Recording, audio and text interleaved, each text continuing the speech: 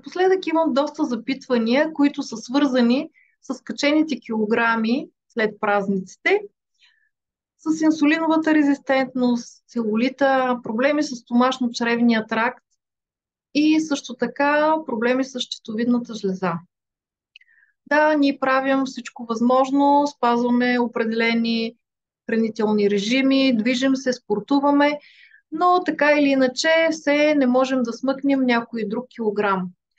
Сега ще ви представя един продукт, който е на принципа на трансдермалната технология. Това е една технология, която използва най-големия орган на човешкото тяло, а именно кожата, и чрез порите на кожата достига до капилярите и оттам директно в кръвотока. Така става много бързо усвояване на съставките и това усвояване е над 96%.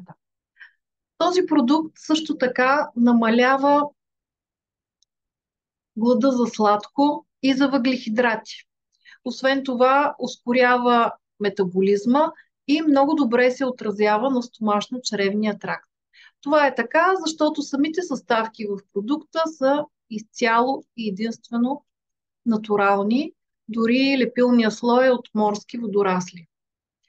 Съставките са следните: гърциния, зелен чай, джинджифил, спирулина, L-карнитин. И тук има една много интересна съставка, която е палмитоил-трипептид. Тя, разбира се, насърчава производство на колаген и по този начин се стяга кожата при евентуално отслабване. Това е продукта, който съдържа 30 на брой пластирчета. Те се залепват на проблемната зона. 24 часа е тяхното действие. Пластира не се мокри, но това е добре да се залепи след душ. Колко се ползвали?